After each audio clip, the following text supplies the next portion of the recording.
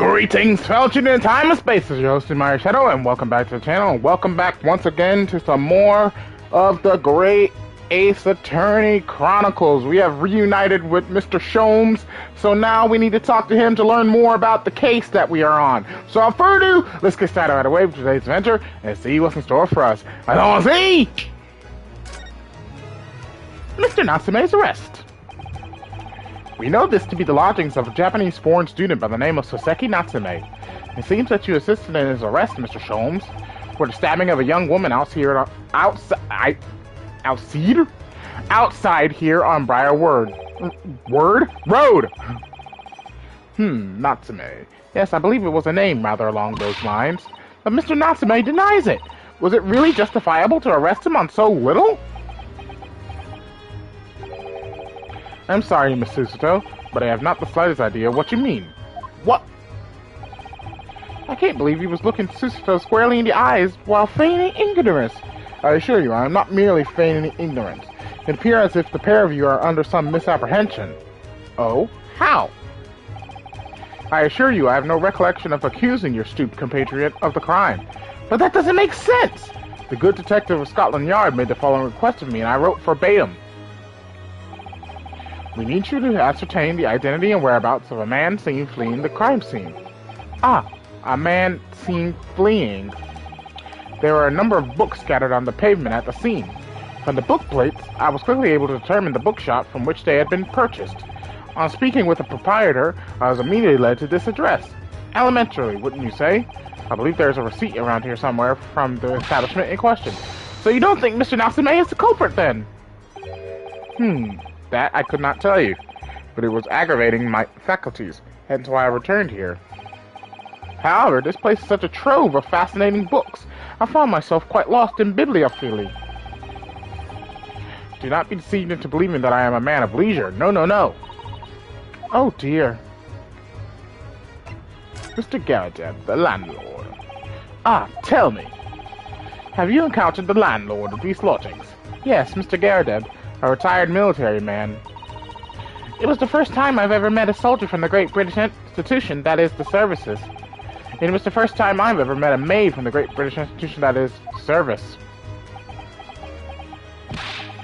I didn't think it was that funny. I do apologize. As you may well be aware, many households in London employ a maid.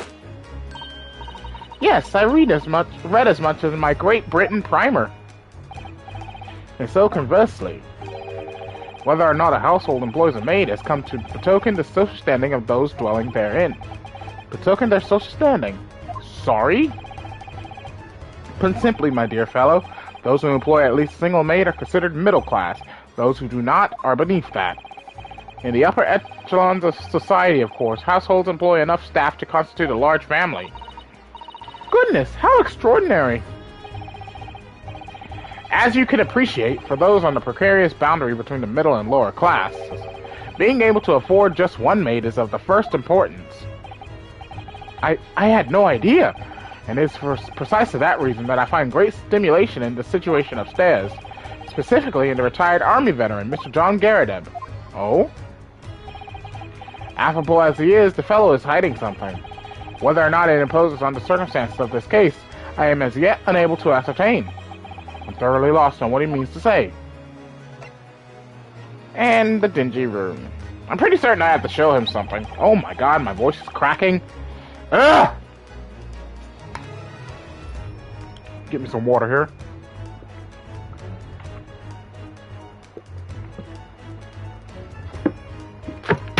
Ah!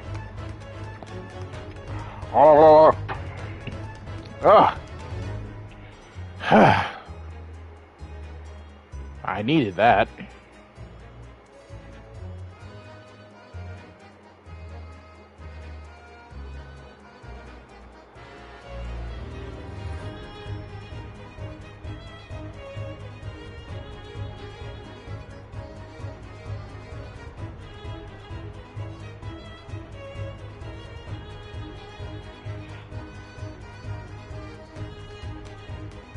Okay.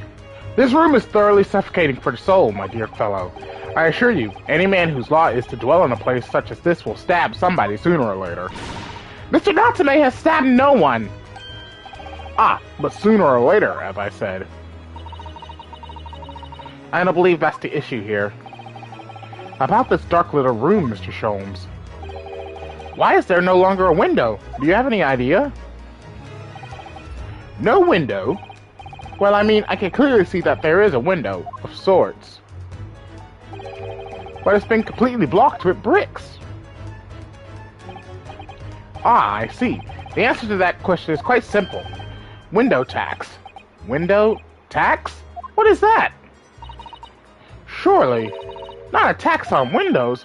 Precisely that. Oh my goodness! Until relatively recently, a tax was levied on households in this country by the number of their windows.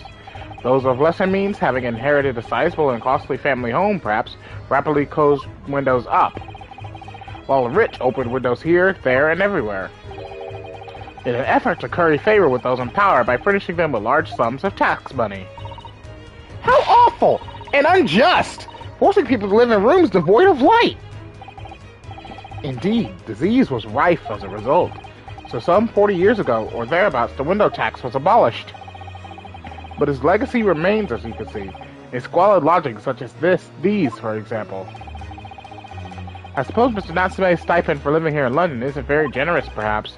It would appear so. I've done a little digging, and discovered that these lodgings were offered at an extraordinary low price, because the room is so awful, I should think. Apparently, Mr. Natsume only moved it here about 1 week ago. Yes, that's correct. However, I don't believe the low rent is explained by the shabby nature of the accommodation. Oh? Still, that is of little relevance here. A matter not worthy of further attention. Are you sure? I'm curious now.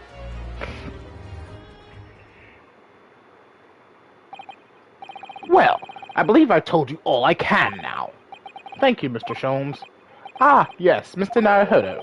Was it not your intention to become a practitioner of law? You remembered that, did you? Will you perhaps be offering your services in this very matter, I wonder, to the occupant of this room, Mr. Natsume, was it? I'm not sure. Not sure. On what grounds? Well, I actually defended someone in court here only yesterday. Really? Well then, I congratulate you, sir, on an ambition realized, and so promptly, too. The thing is, it's really made me question things. Am I right to believe in my clients, to trust in their innocence? Yes, trust. Mr. Sholmes, Mr. Natsume didn't do it, did he? And he laughs.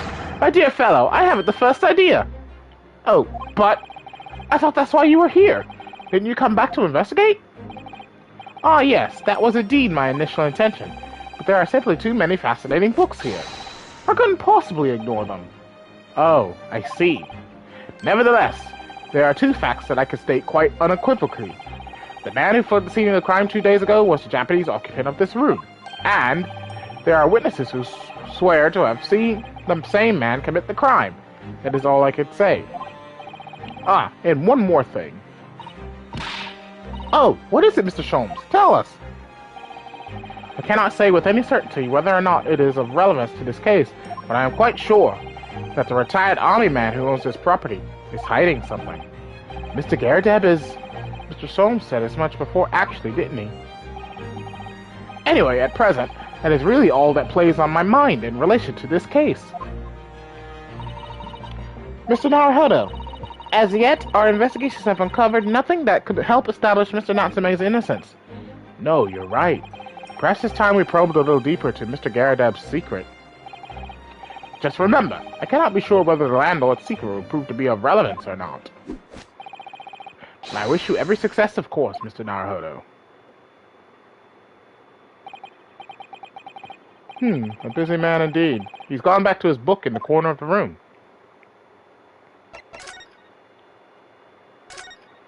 Oh, he really is gone back to his book. Bruh.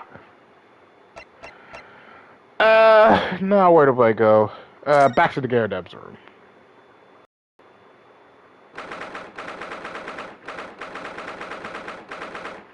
"19th of February, Mr. Garadeb's room!"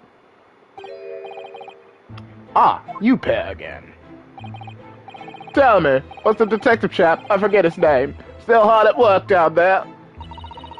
Mr. Sherlock Holmes? Ah, yes, rings a vague bell. All that detective business isn't really my thing, I'm afraid. Well, Mr. Sholmes is in his element down there. Jolly good show. Another cup of tea, if you please, Joan. She is going to burn the hell out of you. Yep! For the upkeep time, woman! Will you watch what you're bully well doing? I shall be serving dinner shortly, sir. Ah, yes, of course. Frightfully rude of me, but I'm afraid I shall have to ask you to take your leave, if you'd be so kind. Oh, yes, of course. We are deeply grateful for all your assistance. Not at all, not at all. Don't get much chance to talk with young foreigners like yourselves. It's been a pleasure. Best of luck and all that. Perhaps you could see yourselves out. According to Mr. Sholmes, Mr. Garadeb is hiding something. And since no other avenues of investigation seem open to us at the moment, perhaps we should do some digging. Really? I see him! Right there! Sholmes! Get out of their window! Oh, what's he doing over there? Mr. Sholmes? Aha! We meet again, my dear fellows, and this glorious music!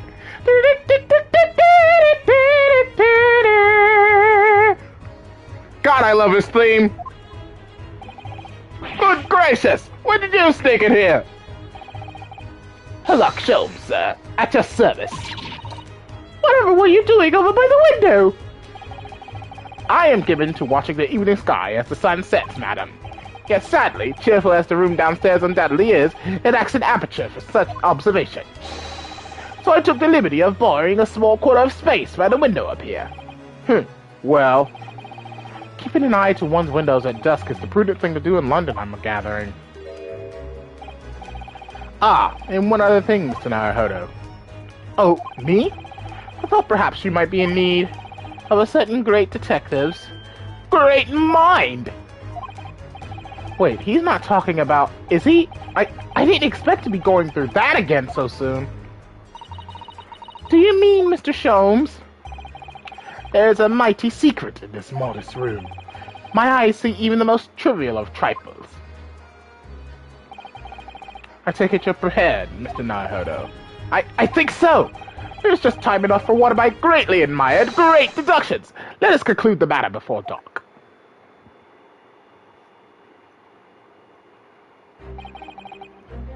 Mr. Garadeb, though it would seem you are a military man of considerable distinguished service, your standing as a landlord is most certainly not what one might call first-rate.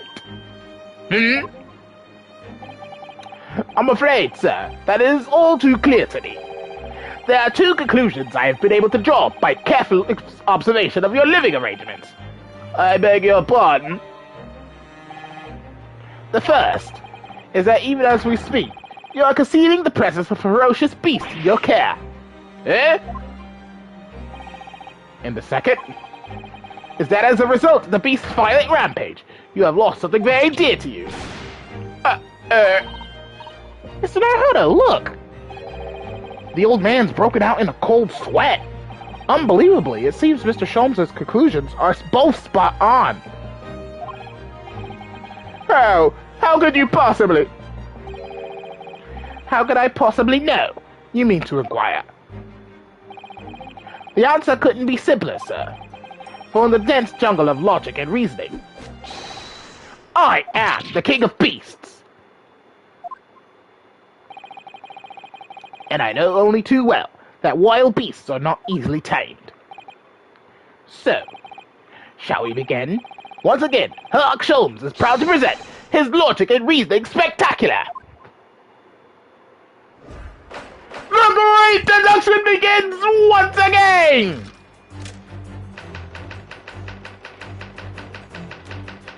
Nature of the beast. It certainly shouldn't take a great detective to see. That fearsome beast has been on the rampage of late within these four walls. Thus we are faced with the question, what form might this beast take? He's looking right at his wife!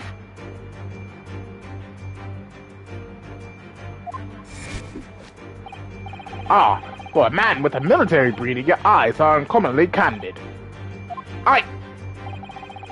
Your furtive glance, Mr. Gerdem, leads us directly to the answer. The true nature of the beast that has run rampant here is revealed by that lion statue. Wrong! Yes, though an army man, you appear unimposing at best. A fact that has fueled your admiration for the mighty lion, the king of beasts. What is this piffle, I ask you? In the end, your admiration became so great, in fact, that you had a living, breathing specimen shipped from India, which you tried to keep in this very house. What? He's got a slap mark on his face. Yet living with such a wild beast proved more difficult than you had imagined. The chilling traces of a wild rampage are still very much in evidence. Well. Yet as we look around, the beast in question fails to present itself. Where could this angry creature have disappeared to? Madam? Me? I pray you do not consider me unchivalrous, but it is plain to me with one glance in your direction. It is? Your dress pocket gives us a handsome clue as to the beast's current whereabouts. Protruding from it is a handbill advertising a circus show. Oh! Yes, you sought to dispose of this terrifying lion, Mr. Gerdem, at Batty's Circus, a traveling show currently sojourning in a nearby park. I have observed attendance. You sold the savage lion, sir, to the circus troupe. I most certainly did not. I believe I have made my point. The fearsome beast which ran amok in this room was an Indian lion. And a simple visit to the circus now will reveal the lion prancing jubilantly through a ring of fire.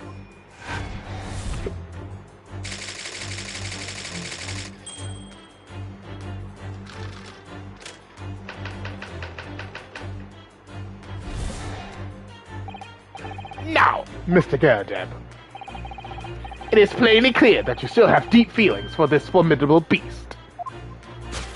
Again, he's got his hand on a slap mark.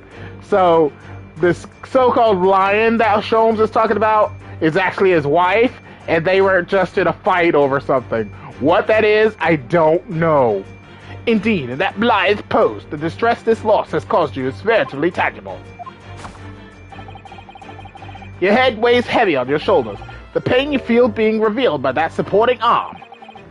Amid fits of tears, you let your beloved beast go. The strain of losing something so dear to you is clearly visible in your visage. Nonsense, man! I simply... But what, we must now ask ourselves, is the true cause of this pain? And we need only follow the direction of your gaze to find the answer. Yes, it is this pile of bills that has given rise to the pain you suffer. Every envelope contains another demand for payment. Oh! For cartloads of meat, potatoes, wheat, and tea. Indeed, feeding your beloved has had a devastating impact on the financial circumstances of your household. And so you had no choice but to let it go. Yes, well, Now, in a final fit of rage, the ferocious beast carried out one last unimaginable attack. Unimaginable? The aftermath of which can be clearly seen by observing the carpet over there. A very expensive woolen carpet, if I am not mistaken. Oh, dearie me. What could have caused such a destructive outburst? This time, madam, I'm afraid it is you who has inadvertently revealed the truth to me. Your wandering eye has settled upon the answer very neatly indeed. Yes, to explain the dire state of the carpet, we need only look at the tower of cakes. Or perhaps the candle on the floor, dude! Or the candelabra, which is missing a candle! Oh! There is no creature more dangerous on this earth than a beast with an unsatiated appetite. Was it or was it not what's said by a certain nobleman? If they have no bread, let them eat cake. Isn't that? God, I know that saying from somewhere. It's just that I don't remember the person that said it. It's not Marie. Is it Marie Antoinette or is it Madame Curie? It's one of those two. Food is at the heart of all tragedy, in fact. Whatever do you mean? Having tired of the taste of cake, the beast began to stalk its next prey. Sure, I need not spell out the nature of this final act of destruction carried out by the beast. There is only one logical conclusion. Walked into a frenzy by hunger, the lion attacked and ate the carpet. What? The teeth marks in the carpet are a perfect match with those of a lion I once saw in India. It's not teeth marks, you fool! It's a burn mark! Thus concludes Sherlock Holmes' great deduction of this beastly puzzle. You fool!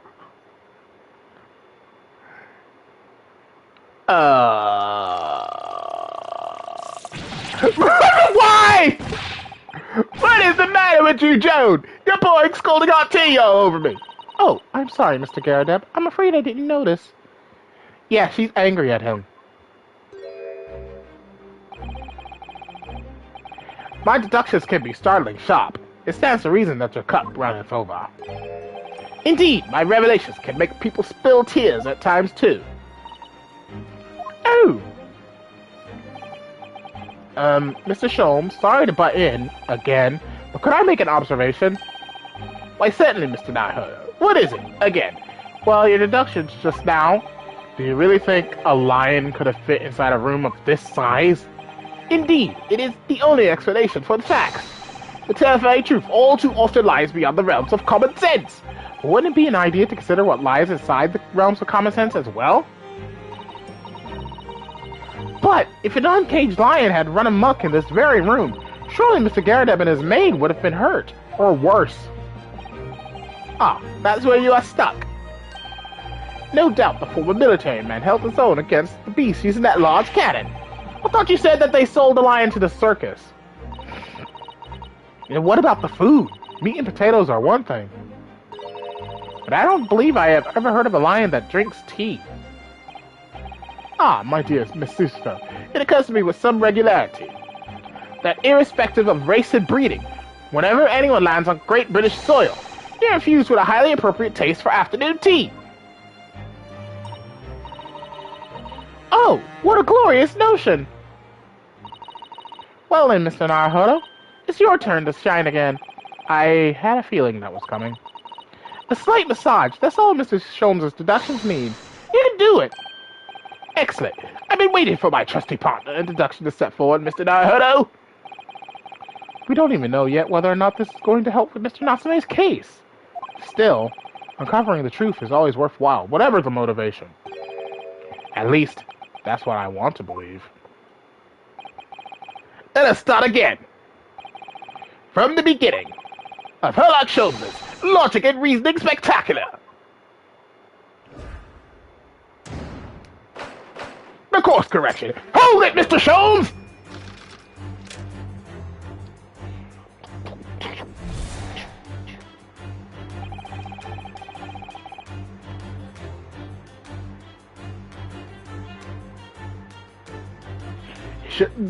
It certainly shouldn't take a great detective to see. And a fearsome beast has been on the rampage of late within these four walls.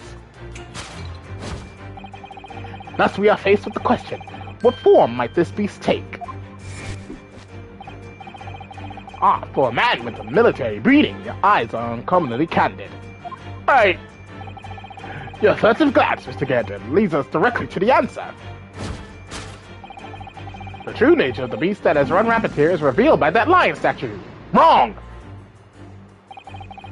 I really didn't see the lion thing coming. No, but if you observe Mr. Garradeb's reaction, it rather seems as though some beast did indeed run amok here in this room. Yes, something with a very fierce nature. But it couldn't have been a lion transported from India. So what was it then? We must follow Mr. Garradeb's gaze. That will lead us to the true answer. Hello!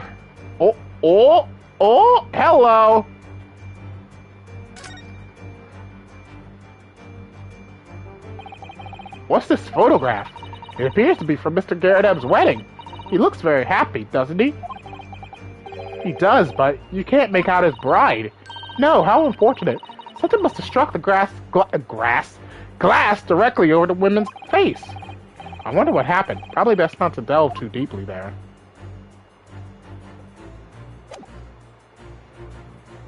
Take that! What? What? Wait, what? What? Wait, what? What? No, that was the correct answer. He was looking at this photo, so maybe I should have presented something in the photo. Dang it!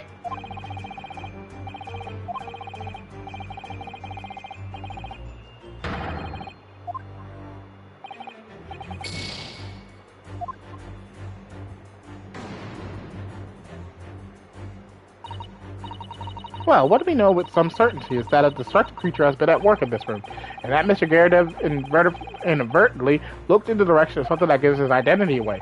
Yes, if we investigate thoroughly enough, we ought to find the answer. What did Mr. Garredev turn to look at? It's here somewhere. We simply need to find it. Okay, let me go back in to this.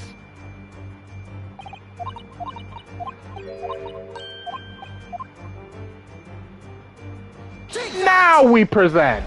It's his bride!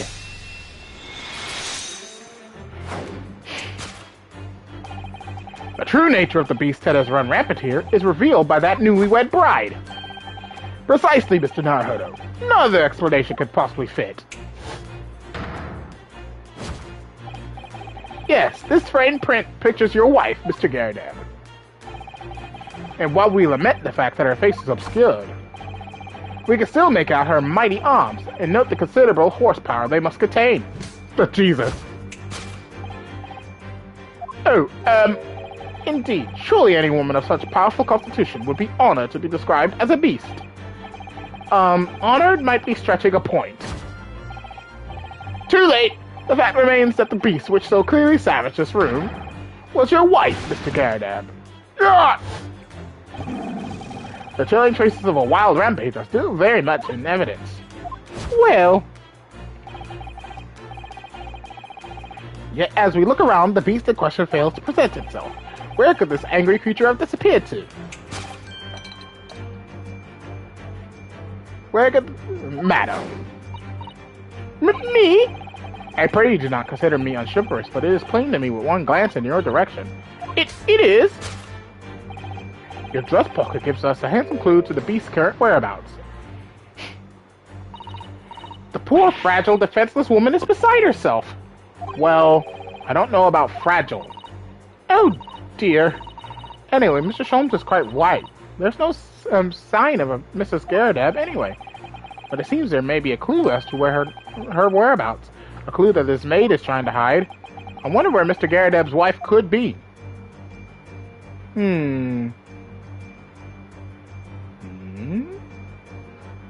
Oh, wait. She's wearing the exact same... She's wearing the ring. She's wearing the ring. She's wearing the ring! Your wedding ring gives us a handsome clue as to the beast's current whereabouts. Ah! Indeed it does. That flowery band gleaming on your finger gives you away. For it is identical to the one shown on the hand of Mr. Garredeb's bride in this photographic print. In other words, you are no ordinary household maid. No. You are Mr. Garredeb's lucky bride. You are Mrs. Garredeb herself. Oh my word!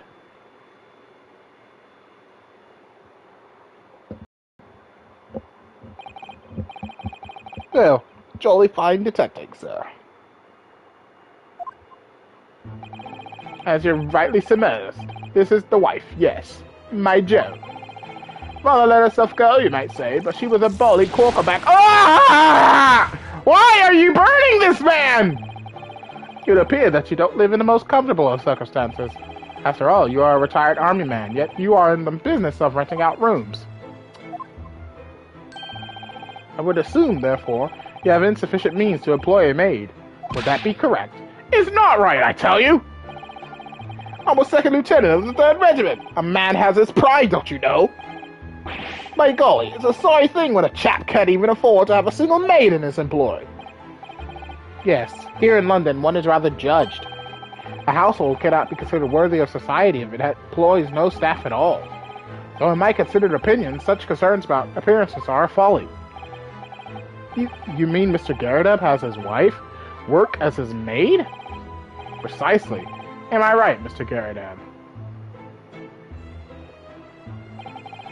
Only in company, obviously. But listen here. This must remain a secret. Tip-top secret, please!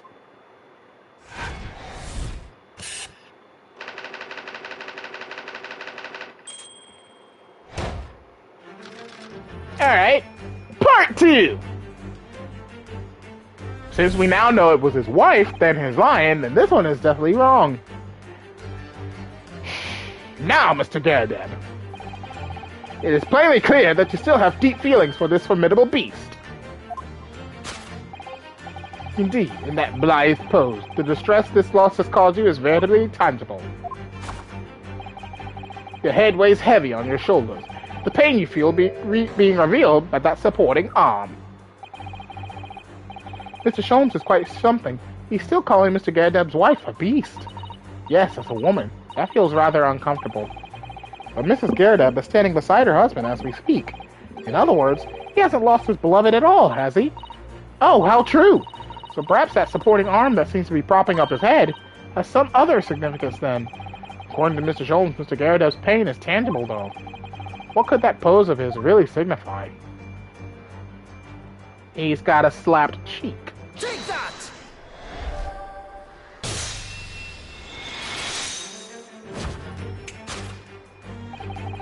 Your head weighs heavy on your shoulders, the pain you feel being revealed by that slapped cheek. And of course, the deliverer of that impression mark on your cheek that refuses to fade was you, Madame Joan Garrideb. Well, yes. You have been desperate to hide the slap mark on your cheek, sir. Ah!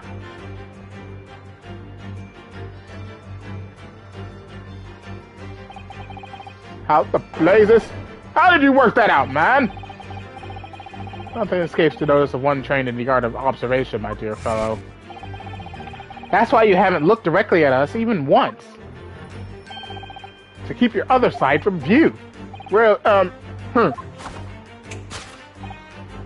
Now, let us proceed to the next conundrum.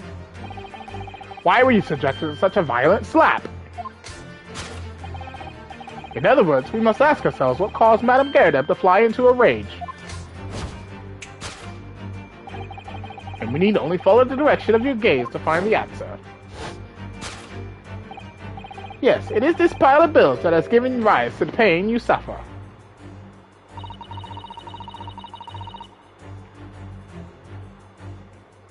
Didn't Mr. Schoen say that the bills were all for lion fodder? Yes, but now we established that the lion never existed, which could only mean that the thing responsible for gobbling up all that food was Mr. Garrideb's wife. Mr. Naruhodo! She's a person, not a thing! Yes, well, she's also a person who gave her husband a mighty slap round the face. One so hard that it left a perfect hand mark, in fact. Yes, why would a woman want to hit her husband with such force, I wonder? I'd love to know the answer to that question. Let's see here. Oh! What is that? That looks like a bookmark? No, that's got a kiss mark on it. Hang on a minute! Ah, someone must be reading this book at the moment. There's a bookmark here, look! Mr. Garrideb is clearly an avid reader. Oh, wait a minute. I don't think this is a bookmark. Oh no, so it isn't! It's a note written in a woman's hand. Oh, James, I love you. Yours, Mary. And look next to the signature here. Lip marks, made with lipstick. Oh, what a passionate and romantic gesture. Don't get any ideas, Sisyphos-san. Oh dear, I'm sorry. So this bookmark is actually a love note then.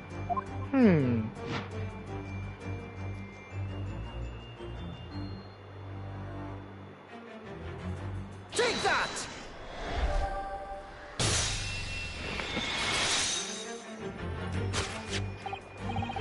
Yes, it is. It is this love note that has given rise to the pain you suffer. Oh, James, I love you. Yours, Mary. Passionate indeed. Perhaps the sender of this note, a certain Miss Mary, is the fly in the ointment here. Ah! But I don't know the Bali woman. You don't know her? That note wasn't written to me. It was just in the book. I don't know how it got there. It was just in there, you say? That's right. That's what I've been saying. Ah! A likely story. Now listen here, Joan, old thing. I explained it at the time. I bought the book at that second-hand place, and the note must already have been in there. So the previous owner of the book was using the note as a bookmark, you mean? That's right. That's what I've been saying. Ah! Stop burning him. Stop. Oh. A likely story. For heaven's sake, woman, look at the name. It's written to James. My name, in case you'd forgotten, is John. Ah! A likely story. Are you questioning my name now? And there we have it. Arouse the suspicions of the female heart, and you unleash a beast with the most ferocious bite. Give me a second.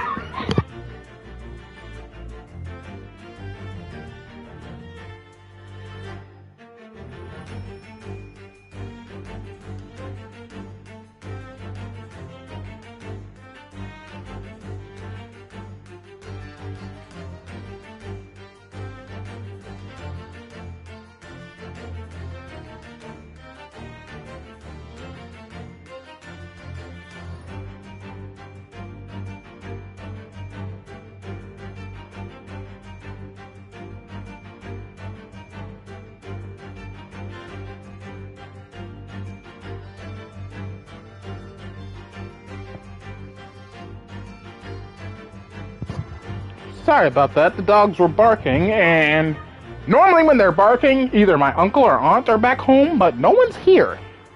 So I don't know why they were barking. Point is, no one was around.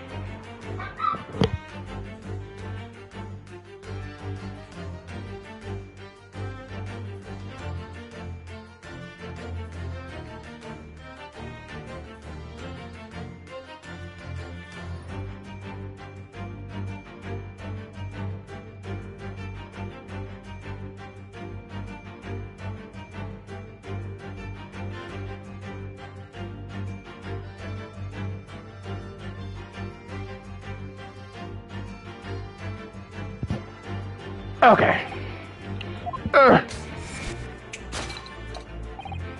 Now, in a final fit of rage, the ferocious beast carried out one last unimaginable attack. Unimaginable? The aftermath of which can be clearly seen by observing the carpet over there. A very expensive woolen carpet, if I am not mistaken. Oh, dear me. What could have caused such a destructive outburst? Ah. This time, madam, I'm afraid it is you who has inadvertently revealed the truth to me. Your wandering eye has settled upon the answer very neatly indeed. Yes, to explain the dire state of the carpet, we need only look at the tile of cakes.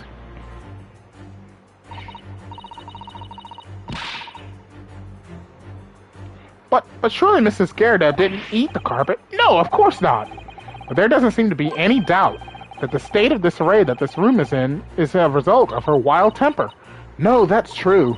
So this is the last part of Mr. Sholmes' deduction that we need to fix. We need only to follow Mrs. Gerardev's gaze, and that will tell us the real answer. Alright, let's see what we can see. Yes!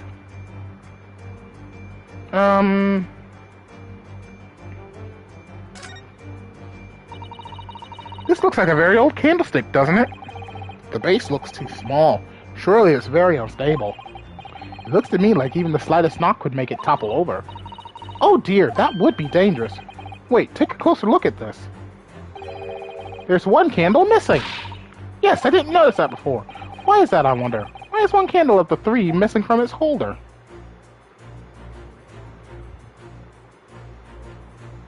Take that!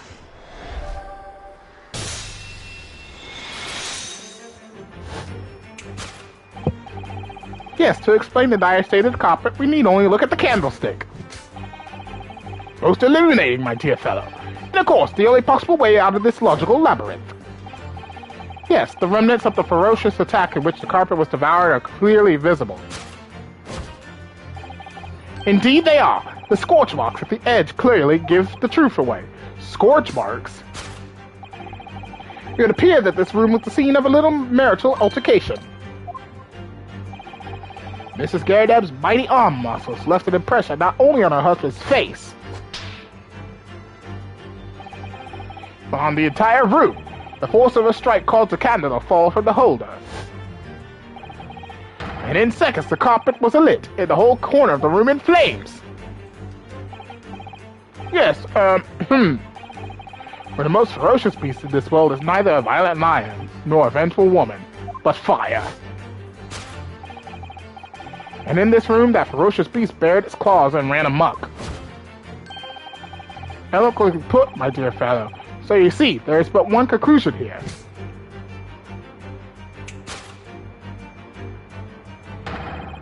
After the sparks of marital discord flew, this room was the scene of a fire.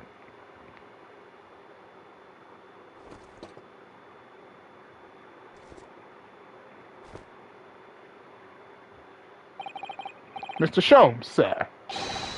I salute you!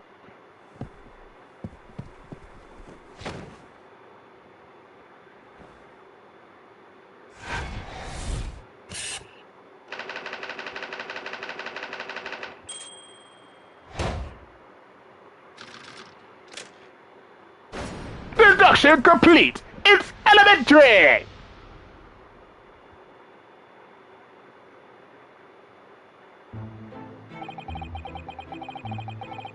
It's these dashed long winter nights, you know. Nothing to do but read in front of the fire. Luckily, there's a jolly good second-hand bookshop just around this corner. Buy all my old novels there. And in the pages of one particular novel, you discover some rather illicit material, for which your wife admonished you harshly, it seems. Don't know about admonished. Demolished might be rather close to the mark. And beast is most certainly an apt description. Stop! Here we go again. And the carpet? Was that destroyed by fire when a candle fell on the floor? Afraid to say it was. Happened in the blink of an eye, you know. The whole place filled with smoke. Couldn't see a bally thing.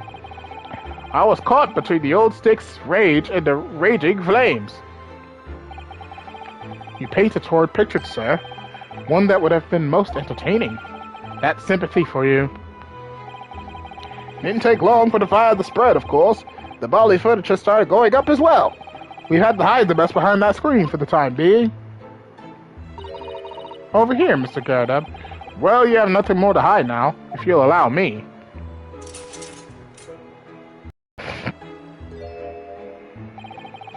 Had all my favorite old novels in that case. But as soon as the fire got hold of them, that was it.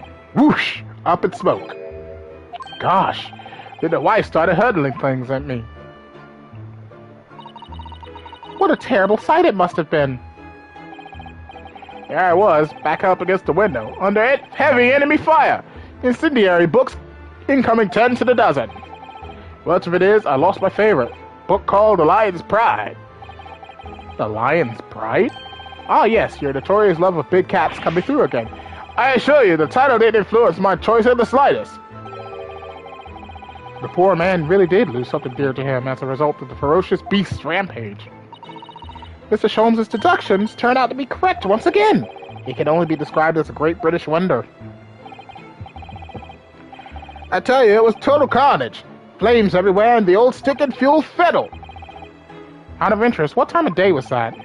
Not sure I can remember. It was 2 days ago now. Let's see. Around 5 o'clock, I think. So at exactly the same time, a terrifying incident was unfolding outside your window on the street below. Even more terrifying on the inside, I can assure you. The whole of Blighty could have been flattened outside my window at that moment, and I wouldn't have noticed a dashed thing. Oh, really?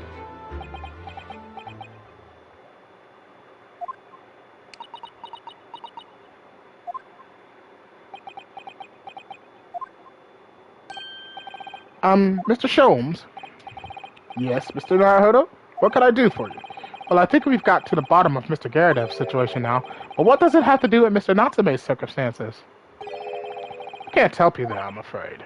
What? My dear fellow, if you recall, I did say as much from the outset. I warned you that although I knew the retired army man to be hiding something, I could not be sure whether his secret would prove to be of relevance or not. And the music again!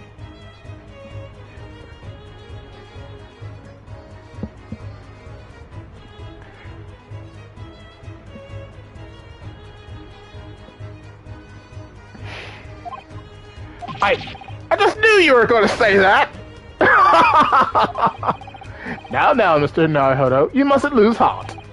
Bear in mind that all things fall into one of only two categories. Those relevant to the case, and those not. That makes no sense to me.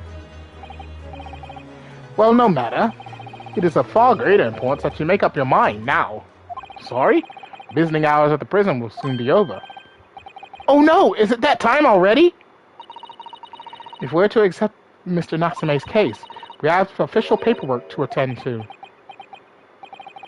So that's it. No more time to think. Perhaps you'd like to betake yourselves to bidding us farewell now? I must prepare supper for Mr. Garadeb. Oh yes, I'm so sorry.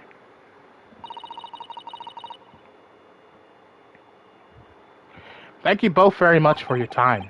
Soseki-san will be waiting for us, and I'm going to have to give him an answer.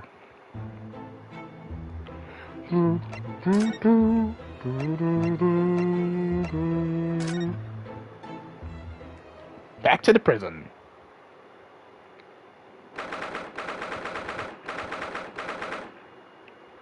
19th of February, but why am I here? It's time, Mr. Naruhodo. We must hurry back to the prison. Yes, I know. Let's hail a cab. Oh. What's the matter? It looks like something's going on over there in front of the Garadeb's house. Who is this guy? I know thee not, old man. Fall to thy prayers. Who are you calling an old man, you rum-looking niminy-piminy? There are more things in heaven and earth, Horatio, than are dreamt of in your philosophy. Who's this Horatio fellow, eh? What are you on about? Excuse me. Hey, what the? Who are you now? I'm sorry, it just looked as though there might be some problem here. My associate here, Mr. Roanosuke Naruhodo, is a lawyer, you see. Hey, a lawyer? What? If I could be of any assistance, I'd be happy to help. I'm from Japan, but I have studied English law. Fine, I'll be on me way for today, but you mark me words. This ain't over yet. Get thee to a nunnery. Do I look like a blooming nun to you? Again. What? I do hope you're not injured. Oh, fair Eastern maiden, thou art so gentle. Thank you. What was that all about? There are more things in heaven and earth, Horatio, than are dreamt of in your philosophy. I'm not Horatio either. Forgive the inquiry, sir, but are you a lodger here in the Garadeb residence? Oh, fair Eastern maiden, thou art so right. Yes, I do dwell in this humble abode. Mr. Garadeb mentioned that he had another ledger, didn't he? This must be the man. Do you happen to know the other lodger who lives on the first floor? Oh yes, a gentleman named Natsume. Oh, more worthy a poemist in my battled words ne'er could there be. Sorry, battle did you say? Who is the stronger, Hamlet or Macbeth? Mr. Natsume and I sparred long into the night. I see. I don't fully understand, but it seems Mr. Natsume and this gentleman are acquaintances at least. So, fair maiden, so good gentlemen, I can tarry here no longer. Fare thee well. He must be a playwright or something. I didn't really understand him, but I think he's returned to his room. It seems he's unaware of what's happened to Mr. Natsume, so he can't really help us. If Soseki-san and that man as lodgers, the Garadeb house is certainly full of eccentrics. Anyway, I'll go and find a carriage. Yes, I'm sure Mr. Natsume is eagerly awaiting our return. Let's hope we can get to the prison before visiting hours are over.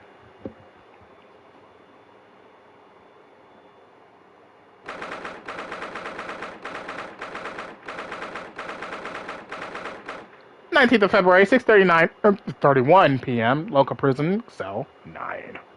And look at him, he's already having a panic attack. I'm going to have to get my Soseki Natsume voice out. This is going to hurt my throat. Luckily I got water.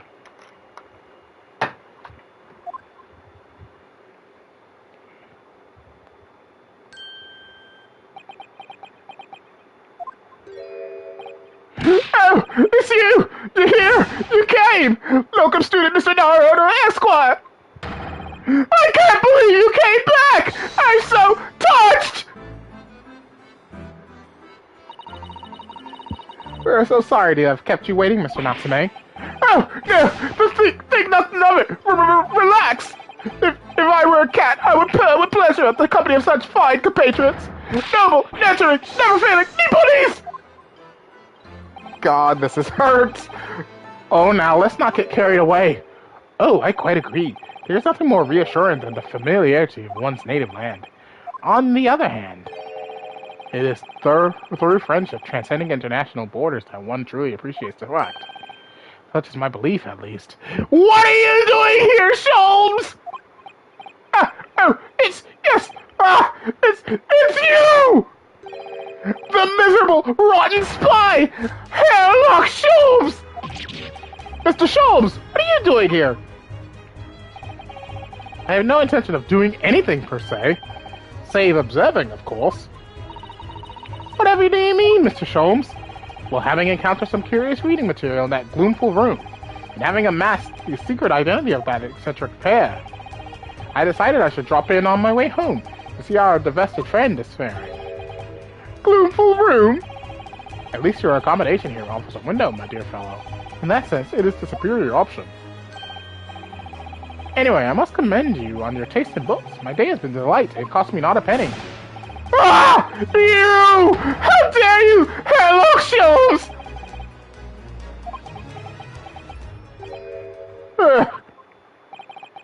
I've had it. I'm through. I'm at the end of my rope. I should never have come to Great Britain. It was a terrible mistake. Haunted by spirits in those accursed lodgings. No doubt my luck will be cursed in tomorrow's trial as well. My whole life is bedamned! What are you thinking, Mr. Naruhodo? He mentioned that once before, didn't he? That his lodgings were cursed, I mean? There is much truth in Mr. Mustache's words. What? Cursed is a wholly appropriate description, I would say, for the man's lodgings, and indeed for tomorrow's trial. What's that supposed to mean? Okay, cursed trial. Mr. Natsume, what did you mean by what you said just now about the trial tomorrow being cursed? Oh no! Why are you looking so grave? You're making me nervous. I was just getting carried away, that's all. I didn't mean anything by it. Oh, I see. That's really agitated him. You don't mean the trial really is cursed somehow? Are you referring to the prosecutor, the Reaper of the Bailey? The Reaper? Oh no! What do you mean? Please, tell me! Summarize this successively in 60 salient words! No defendant has ever survived a trial in which the Reaper stands for the prosecution. Ever. Wow! 16 words exactly! Impressive for Yunosuke! Oh my goodness! Can it really be true? That was 16 words exactly! Yesterday, Mr. Naruhodo successfully defended someone against the Reaper. But then, after the trial was over, the defendant passed away in unusual circumstances. Mr. McGill did. What?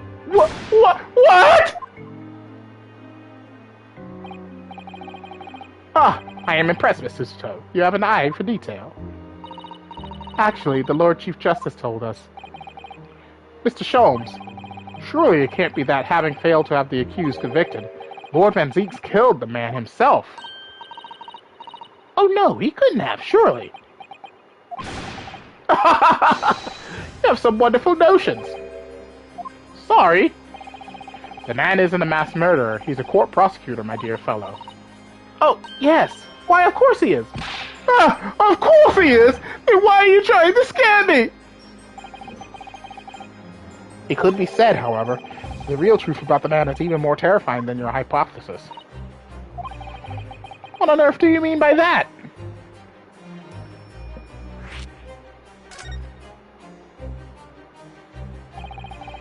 Van Zieks is a quite exceptional man. However, in London courts of law, exceptional does not equate to winning every case without exception.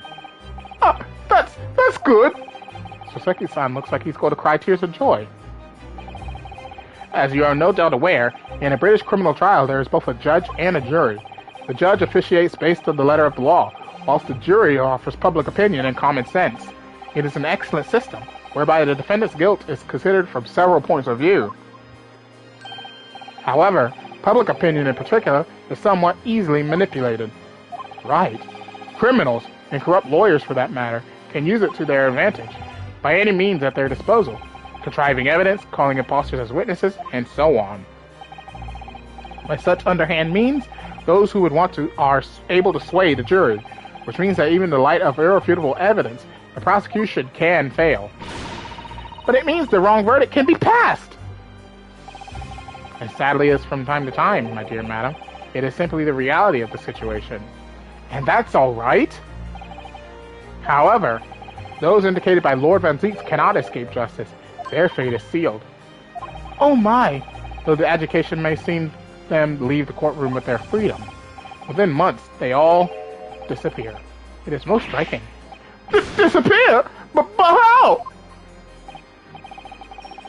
Ah, by all manner of misfortune, sir. Perhaps they are trampled under a passing carriage. Perhaps they fall into the Thames and drown. Perhaps they are suddenly overcome by a raging fever. Or perhaps attacked by highwaymen. Oh, no! All examples of the reality of events here in London, I'm afraid, Mr. Naruhodo.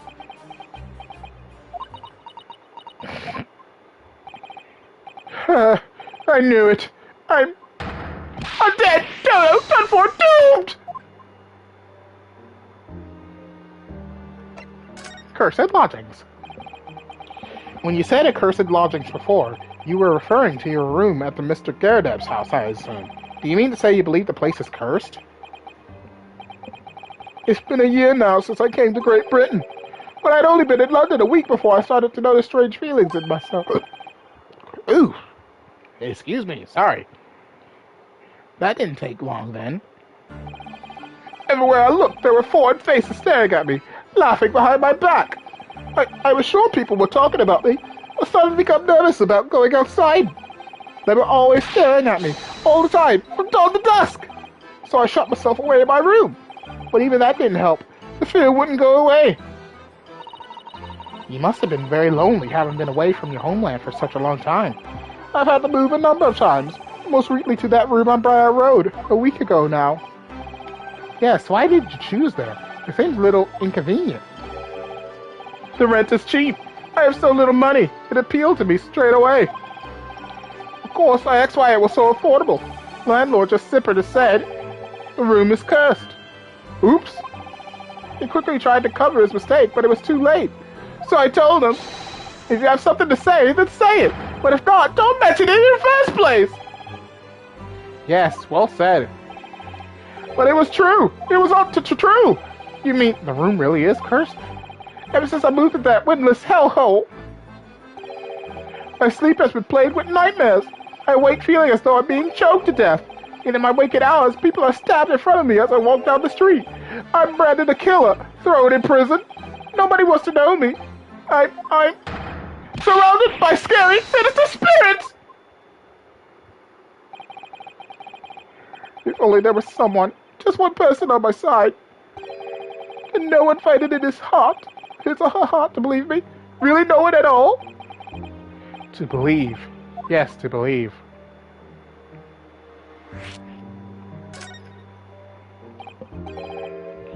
Mr. Sholmes. Ah, me, Mr. Naruhodo. Pray, what can I do for you? It's about the case of the SS Buria, if you recall. The Buria. Ah, that case. The one with the snake. Well, yes. At that time, I was a suspect, but you believed in me and listened to my side of the story, and you helped us to investigate. I did I? Interesting. What I want to know is, Why? Why did you believe me? I see, yes. You mean... because you were a grimly dressed, shady Eastern fellow found with the victim in a locked room. Well, if you like, yes. I'm a little surprised if the answer requires explanation, my dear fellow. It's quite simple, really.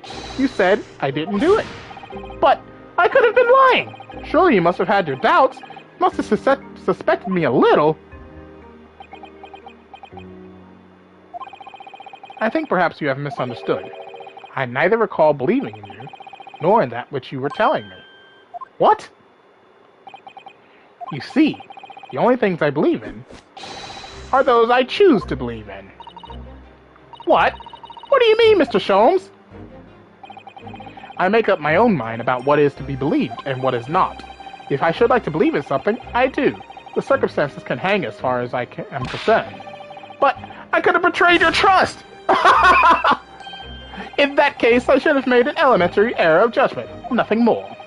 Betrayal of trust is an overused excuse, in my opinion. Meaning, whether or not one should trust another is, in the final analysis, down to oneself. It is a matter of whether or not one can trust oneself. Yes, he's right! He's right, locum student Mr. Naruto, Esquire! Whether or not I can believe in myself. A defense lawyer is only as good as his faith in his client. And that comes down to how much faith he has in himself.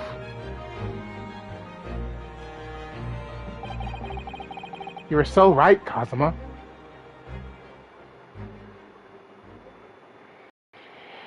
Oh, stretch the arms! Well, my dear fellows, it is time we were leaving, I believe. Already? Visiting hours are over. The guard will be here shortly to escort us out. There's a restaurant near here that says excellent trout. Would you care to join me? Oh dear, there is never enough time, is there?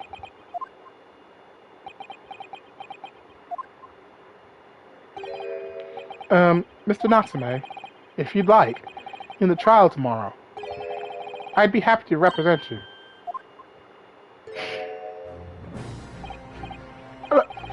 Locum student Mr. Naruto, Esquire!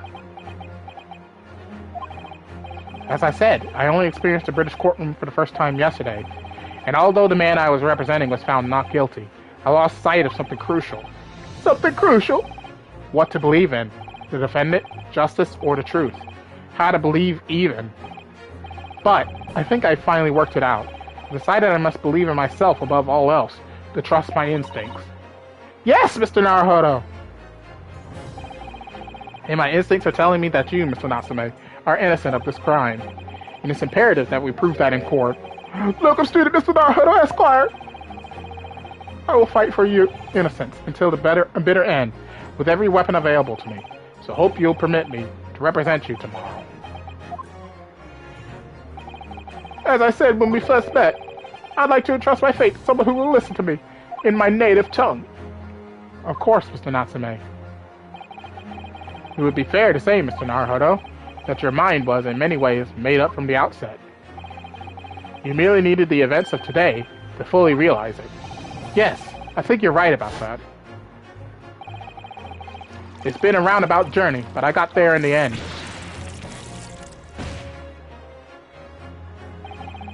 Miss Susato, yes, would you be willing to stand by my side tomorrow and help me in court? Absolutely! As I said this morning, you may consider me your personal judicial assistant. The shocking events of yesterday's trial still weigh heavily on my mind, but it's time to stop looking backwards. Kazuma believed in me, and Mr. Sholmes believes in me now too. So it's time. Time that I learned to believe in myself. Soseki-san has no one. He's all alone. So it's my job to help him, to fight his corner. Tomorrow, in the courtroom, with all the strength I can muster.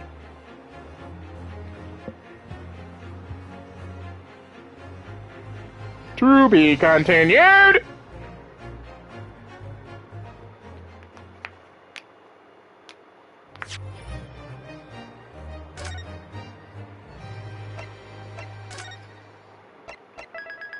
And with that, I shall be ending the live stream for today. So thank you all for watching. If you enjoyed the live stream, please leave a like. Don't forget to subscribe.